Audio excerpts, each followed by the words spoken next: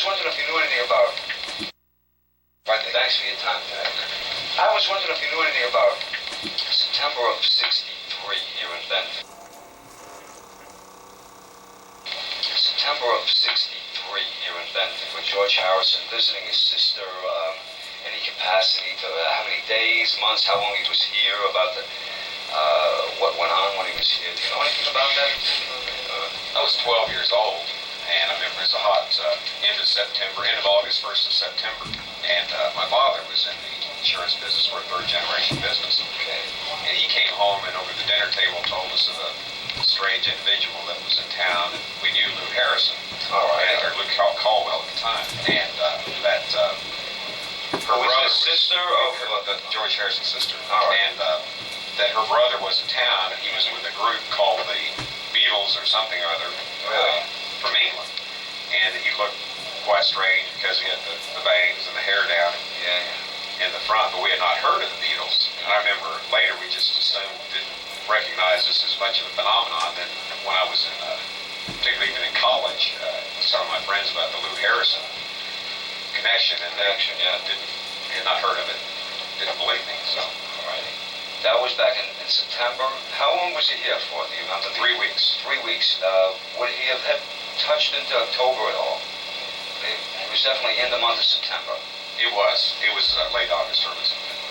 What about the house itself? Where was that located? It's in Benton somewhere. Whereabouts? What was the address? Do you know? It's 113 McCann, I believe. All right. So it is now in jeopardy of losing its existence almost? Is that? No, a year ago, back in February, the house was to be torn down, demolished, to be used as a parking lot for the Department of Mines and Minerals. Okay.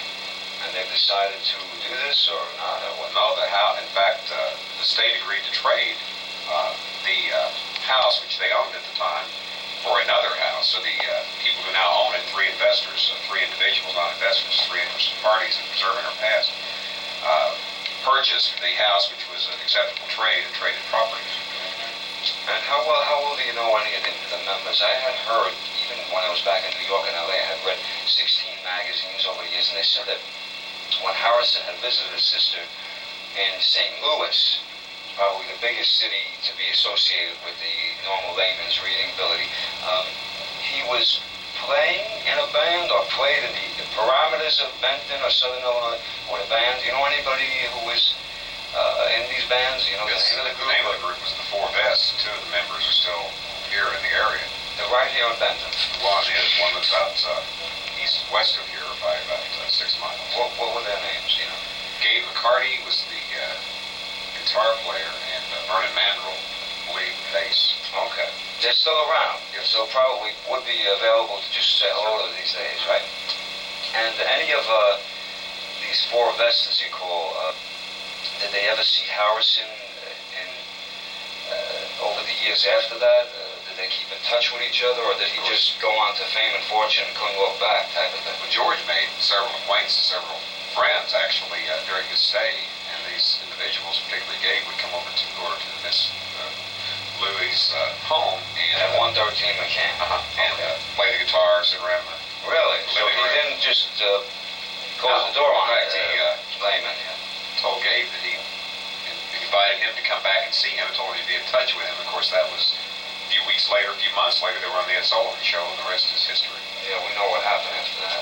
What was amazing to me was that when I was growing up at the age of 13, the Beatles were a phenomenon. People were driving here from all over the country.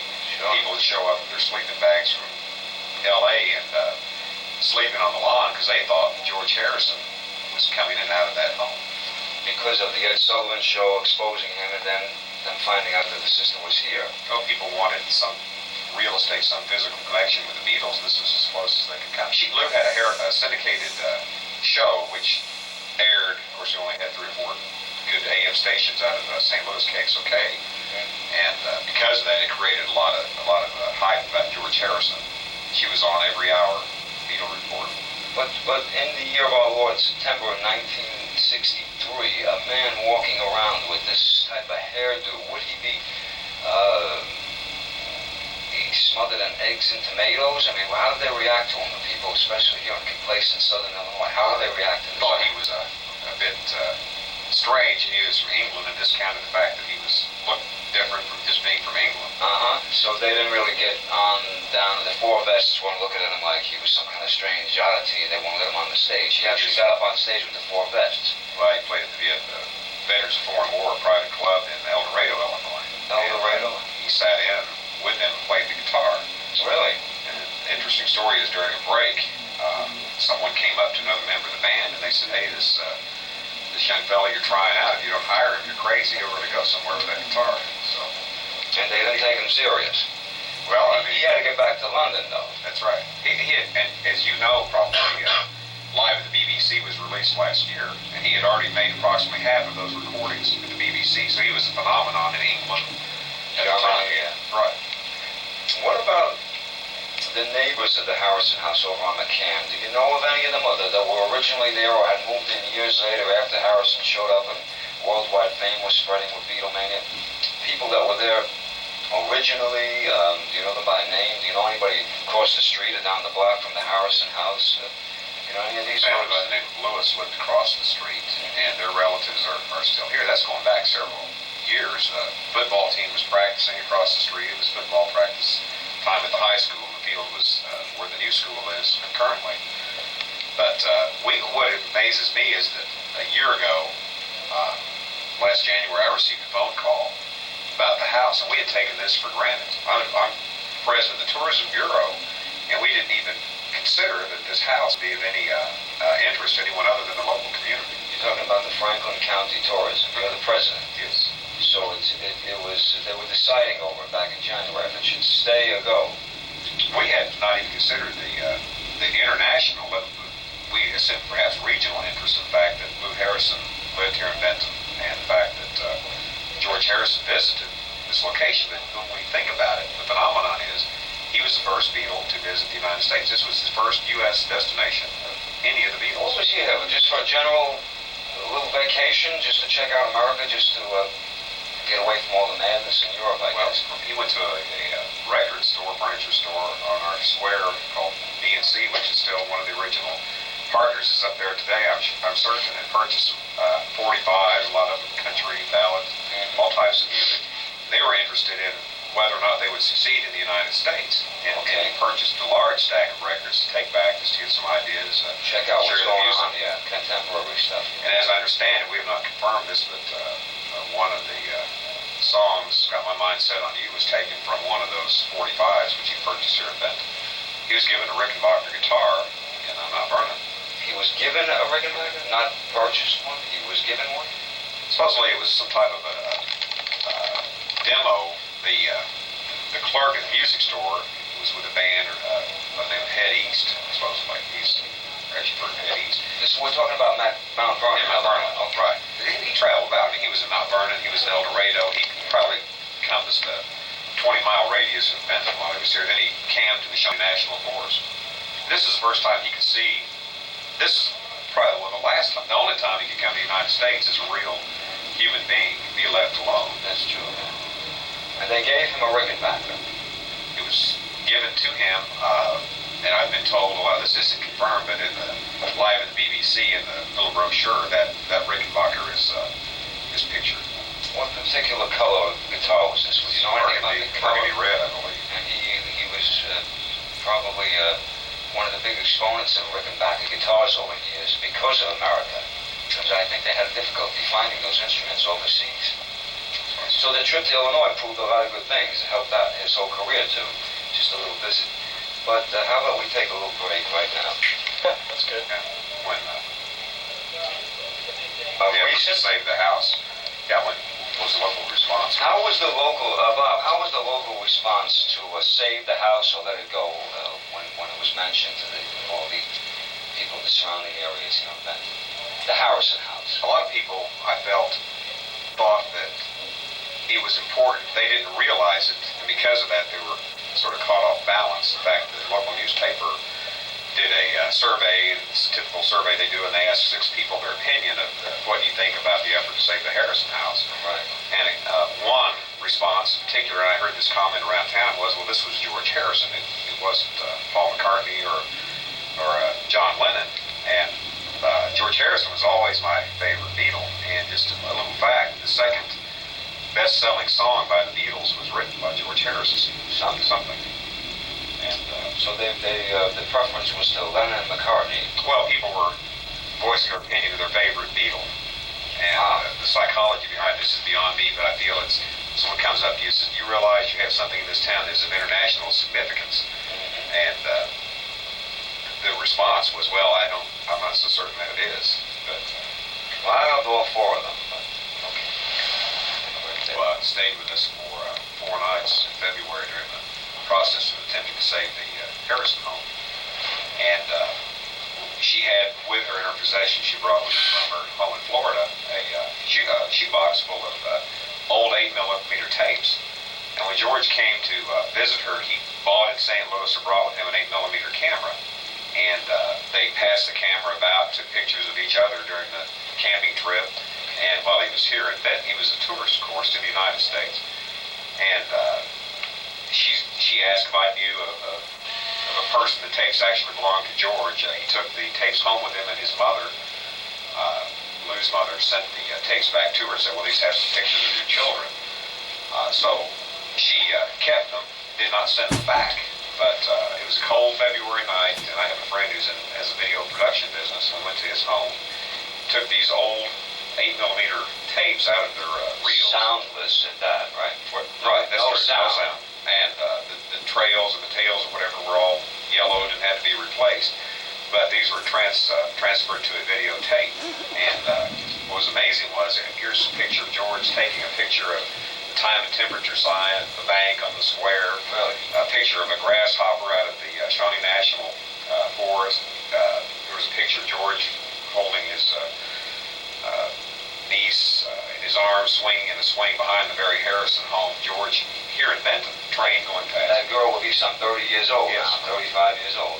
So what was phenomenal about that, or special to me, was we were the first to see the films, probably 15 or 20 years, and the first outside the Harrison family to ever view the tapes. But because of the respect of George's desire for part of his life to remain private, she has possession of the video. And probably, if anything, you would be the only people to ever see them again. Perhaps. You know, when you think about it, she's trusted you so much and so far. Hold on a minute. I'm just going to say something simple. Hold on a second. How's our battery down? Bob, were there any other bands here in the local area that were Harrison Jam? Or, yeah. Harrison Jam. Bob, you remember back in when George was here in September '63, you mentioned the 4 vests. Vernon Mandrell, Gabe McCarty playing with him. There seemed to be a bunch of nice guys. Were there any other groups that took notice of George, or George would have jammed with back down, or were the 4 vests the only group he jammed? There was a building out by our local lake called the Pavilion, and our big strong regional group by the name of the Egyptian Combo. Of course, our area in Southern Illinois is called Little Egypt because of an event that happened back in 1930 with a shortage of grain.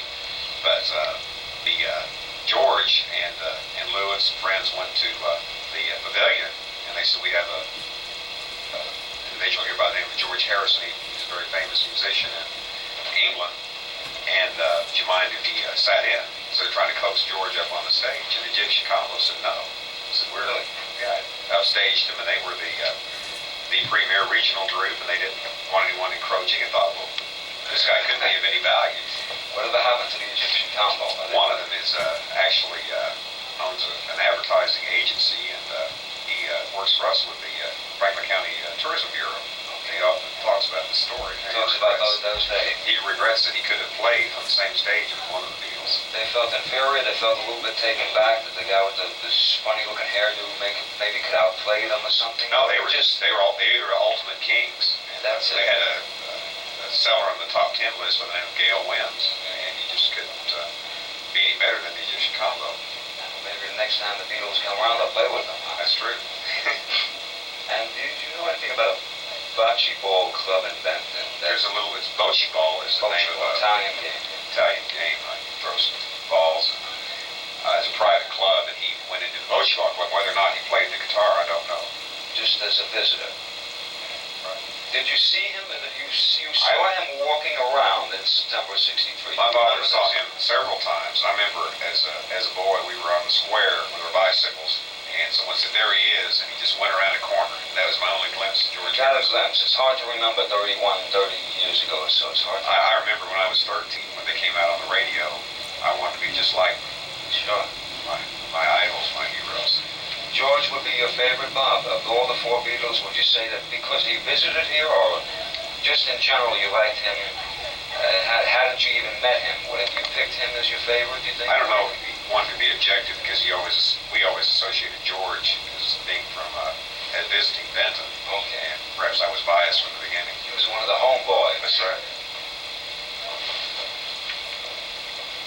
Photos, etc. 1963 film footage you have. And you can ask her to remember any of the things that she talked about on her syndicated It radio. was here, I guess, last week or back in February or whenever, when she was reviewing, the last 30 years of Beatle Mania, especially Benton, living here with Mr. Caldwell, our now ex-husband.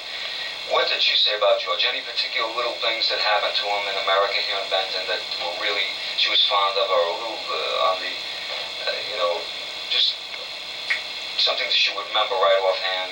A couple of things about this show. It was a syndicated radio broadcast. They thought that all the takes had been lost or not recorded at the time. And Lou received a call from a girl who was 13 years old at the time who had recorded all of these on a home recorder. So all these have been preserved. And people were coming here, tearing the screens off the house, standing around in the yard. But one of the stories, of course, these were every hour on the hour for a few minutes. And the one that stuck out of my mind, and I remember the story happening when it did. I had a friend my age by the name of C.J. Paris who sat in the second story window of the square, and his father owned the taxi. So that's where they had the radios, and he'd communicate out, you need to go pick up so-and-so or whatever. All right. And George was walking around the square, and he noticed a money purse drop out of his pocket and onto the ground. So C.J. ran down the steps, run over, got the money. George had already gotten away from him. And after he got off work, C.J. went to the house on McCann Street, knocked on the door, and said he lost his money. This was all of the money that George brought with him. And he was always thankful, and he had stated during one of her syndicated shows, the point was that he said that his opinion of American youth was the fact that the honesty that C.J. Paris had shown in returning the money, and he also was invited to the house, and he got to meet George and visit with him. C.J. would have been how old back in September of '63? Well, at my age away now, he would have been 12. Okay, so what is C.J. up to these days in '95, in November '95? What is he up to? He showed up for he obviously remembers it, yeah. Oh, yes. I'm sure it's one of the highlights of his life. All right, Bob, thank you very much for making this. God bless. Really good to see you.